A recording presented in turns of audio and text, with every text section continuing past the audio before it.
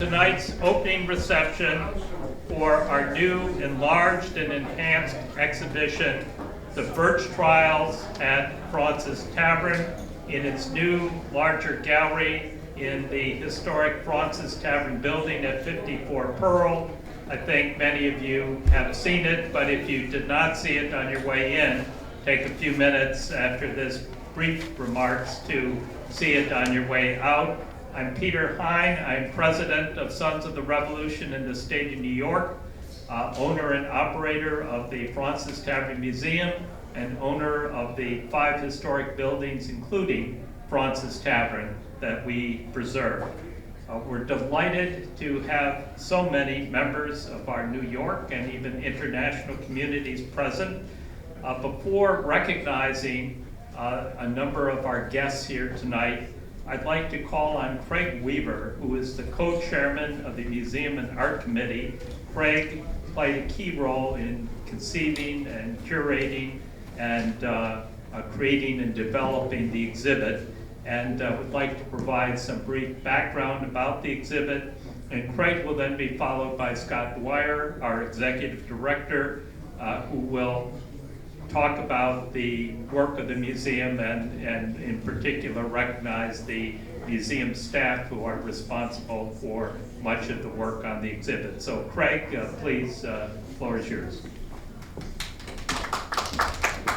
Thank you, Peter.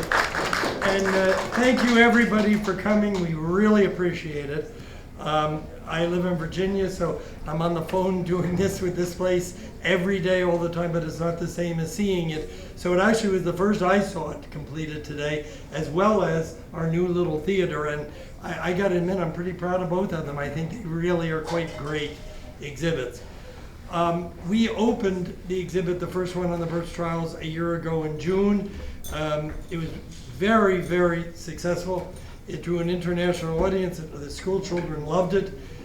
I was up a few months afterwards and I was wedged inside of there. That is where it was previously. And it was just, I saw it too crowded. Teachers were saying to students, go to the Birch Trials. The kids wanted to see it, but it was just too cramped. So luckily the new space opened up, and we've been working on that since literally in the winter. And I think it provides a lot more room, a lot more user-friendly accommodation than what we had before. Also, 2 things really that I'd highlight.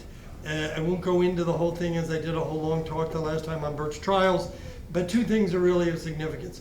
One is it concerns the Book of Negroes, which was the actual register of individuals that was kept by the British of black individuals who boarded British ships and evacuated from New York. It's a well-known historic document.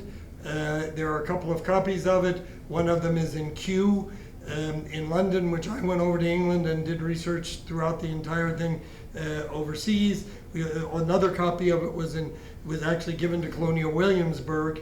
I take that back, actually. Same copy was given to Colonial Williamsburg by Rockefeller, who then Williamsburg gave it to the Queen, and that's what's in Kew. And there is one other copy that is in existence of this book. But the Book of Negroes is really the Bible in terms of documenting the Birch Trials. The Birch Trials, at the end of the Revolution in 1783, as it was coming to a close, was a joint British and American commission that met weekly here. And that's what's so amazing, is the fact that it's not just in a museum exhibit. You're in the very walls, not this room, but the room where the exhibit is. It's the old building. You're in the original walls of where the Birch Trials occurred. And the Birch Trials are part of a larger emancipation effort whereby approximately 3,000 black individuals left New York. They weren't granted freedom by the Birch Trials, but by leaving New York, they became free.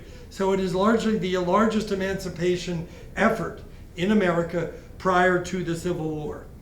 And what is very interesting, and we finally have reached a point where we have concluded this to be the case, since the commissioners were given the right to totally superintend all embarkation, it just totally stands to reason there was nowhere else it could have been, that the Book of Negroes was compiled and reviewed in this building when they met every week.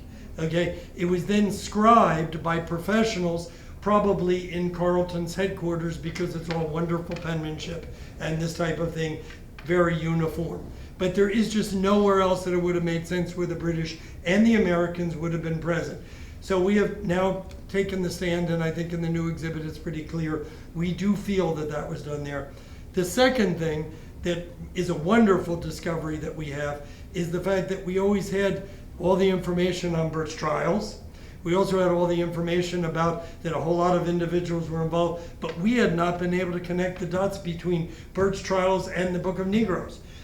We have now found 2 individuals that went through the trials in this building and are listed in the Book of Negroes. And it was interesting because at the time of the trials, you were either freed or you were denied freedom, or no decision was made. Well, those 2 individuals, no decision was made, but there they appear in the Book of Negroes. So it's a wonderful addition to our exhibition, along with the murals, which have been blown up, I think, beautifully, with the New York Gazette of the 30th of May, 1783, stating right there loud and clear, it occurred weekly in Fraunces Tavern. So we're very proud. We are the citists of this. We hope you enjoy the exhibit and the evening. And again, I just thank you tremendously much for coming tonight. Our director, Scott Dwyer, who will say some remarks and then turn it back over to Peter. Hi, everybody. Thank you so much for coming tonight. We're going to get this right eventually. Sometimes we lock everybody in chairs and nobody wants to sit down, and now we've kind of put you all around the corner. So we're going to get it right. But thank you so much for coming. This is our opening of the expanded version of this exhibition that we opened last year, and I know a number of you were here at that event, so we thank you for your continued support here at the museum for this important topic. Again, I'm Scott Dwyer, Executive Director for Sons of the Revolution in the state of New York and its Fraunces Tavern Museum. I'm here to thank the members of the team that put this exhibition together, of which there are many. I want to thank Craig Weaver, who previously spoke to you, museum and our committee co-chair for first championing the opening of this exhibition and seeing it through to the expanded version that we have today. Also, Board President Peter Hein, Museum and Art Committee Co-Chair Ambrose Richardson, and other members of the committee for contributing to the exhibition's creation, including Rick Murphy, Robert McKay, Renee Witterstetter. We also thank Mark Wenger and Jeff Klee of Messing Cohen, Wilson Baker Architects for their contributions. We thank the museum staff for designing and installing this exhibition, overseeing the renovation of the new gallery. This includes collection manager Lisa Goulet and her team, including Christian Saberwall, exhibitions associate, and intern Melissa Valenzuela, as well as Eric Sussman, our facilities and operations manager. We didn't just replace an exhibition, we renovated this entire gallery, and if you had been there before, you would have seen it was a very dark, sad place, and now we've opened it up to make it really inviting and bright to welcome people and educate them. We also thank the rest of the museum staff for helping make tonight possible, including Sophia Hall, Melissa Lauer, Armani Wilkins, and Clayton Keeling. Thank you. Also, again, thank you to our sponsors, lead sponsor, the Robert David Lyon Gardner Foundation, and sponsors Melinda Hall Allison, Peter Hein, Mark and Deborah Kopinski, and Lauren States in honor of the States family Black Loyalist ancestors. Finally, we also recognize that this opening is not the end of our work on this topic or in this area of the Revolutionary War history. We look forward to continuing our research and working alongside peer institutions and organizations, many of whom are represented here tonight, to tell these stories and educate the public, including the thousands of school children who pass through this museum each year. Thank you so much for coming, and I'll turn it back to Peter.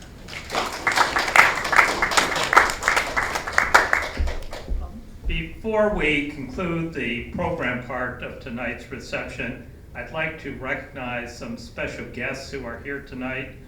First, we are so pleased to welcome 2 descendants of individuals listed in the Book of Negroes have traveled from Nova Scotia to join us this evening.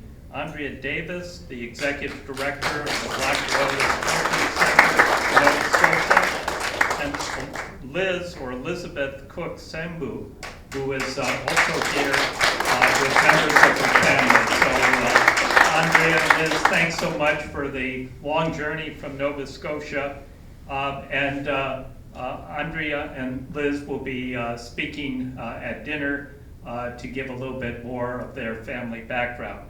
Also, I'm pleased to welcome Lauren States, who is, like Andrea and Liz, a descendant of one of the Black Loyalists who had traveled to Nova Scotia and recorded in the Book of Negroes. Lauren and her husband Ken, however, are here in Westchester County, so we very much appreciate you being here. We also are pleased to have with us this evening the United Kingdom's Deputy General Consul in New York, Melanie Hopkins. Before coming to the posting in New York, Melanie's prior diplomatic postings have included serving as Deputy Head of the Mission in Brazil, and also British High Commissioner in Fiji, which that's an interesting posting, probably in high demand. So I'd like you to welcome Melanie, and I'd ask her to say a few words.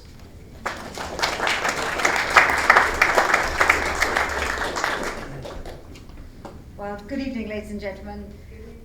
And thank you, Peter, thank you, Craig, and thank you, Scott. Put quite simply, I'm in awe of what you've achieved here.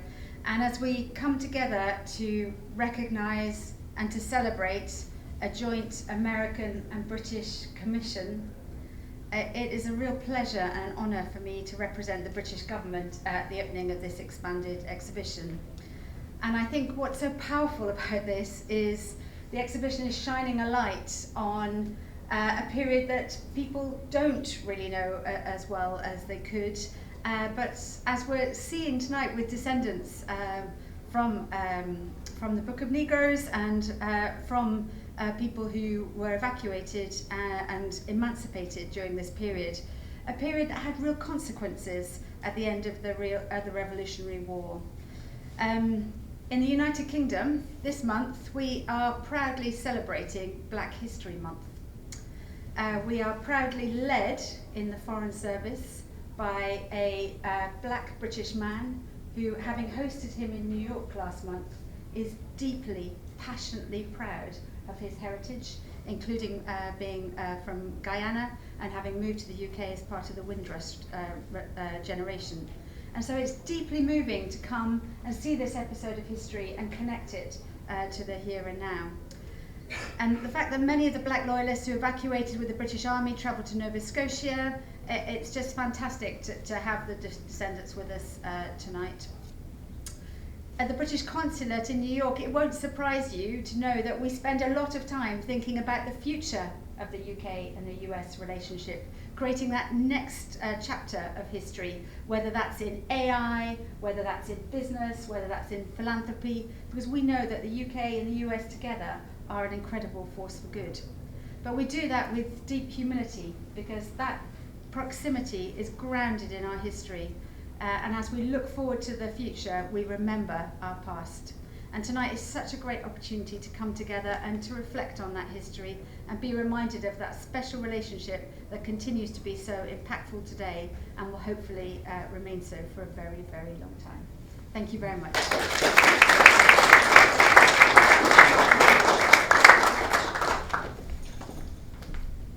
So I'd like to introduce Senator Kavanagh, Brian Kavanagh, and I'd like you to greet those who are here. Thank you so much, Senator, for being here.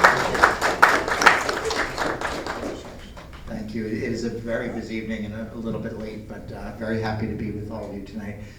This is really a very special thing for this community. I represent everything in Manhattan, south of 14th Street, and we know that this institution really is one of the great treasures of our community as a place that recalls and illustrates the very long history of New York in the founding of this country and the continuing development of this country. But obviously this event in particular paying tribute to the Black Americans, regardless of, it's good that we have the British government here. I'm an Irishman. We've also had some ups and downs with the British government.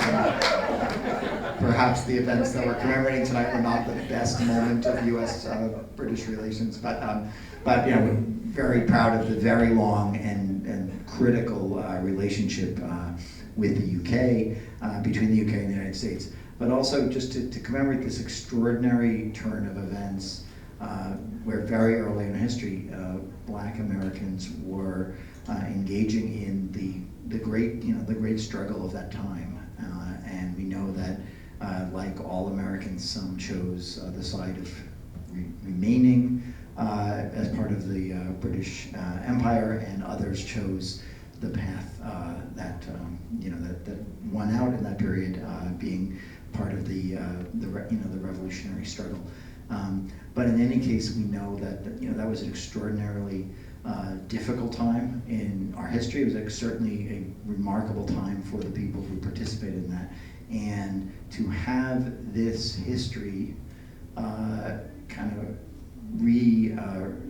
represented to Americans. I think very few people really appreciate or understand this sequence of events, this particular moment. It is a really wonderful opportunity. I have not yet had the opportunity to see the exhibit, but I really do look forward to it very much. And so thank you to everybody who made this possible, to Fraunces Tavern, to Scott Dwyer, and to all the folks that are here. And I think we also have some folks who are descendant of the original participants.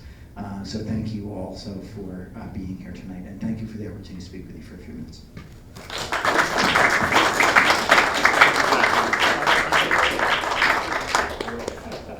So I'd also, before concluding, like to just acknowledge and thank a number of other special guests present.